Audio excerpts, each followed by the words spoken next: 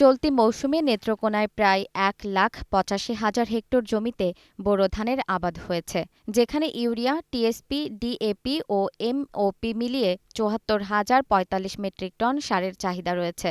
সার বিতরণে জেলায় কাজ করছেন ২৬৭ জন ডিলার। মৌসুমের শুরু থেকে সরকারি বরাদ্দের সার বিক্রি হচ্ছে ডিলার ও খুচরা ব্যবসায়ীদের মাধ্যমে।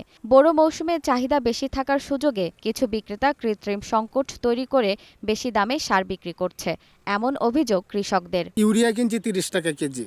আমরা এভাবে সার কিনলে কৃষকরা খুবই ঘাটতিতে থাকি। যেটার মূল্য ছিল আগে ১,০০০ টাকা, এখন কিনতে হইতেছে ১৪০০।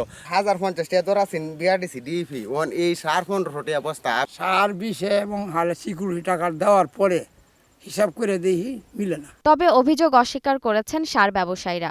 তাদের ব্যাখ্যা, ডিলার থেকে খুচরা পর্যায়ে কয়েক ধাপ হাত বদল হওয়ায় বিশেষ ক্ষেত্রে দাম কিছুটা বাড়তে পারে। না আমরা তো এই খুচরা ডিলারে ঠিক মতো সার দেওয়া যাইতেছি, রেট দামে দেওয়া যাইতেছি। খুচরাটা যদি ওভাবে যদি কিনতে চায় তাহলে তো আপনার তিনটা যদি হাত বদল হয় তাহলে তো তার অবশ্যই বেশি দিয়ে কিনতে হবে। কৃষি বিভাগ বলছে জেলায় সারের কোনো ঘাটতি নেই।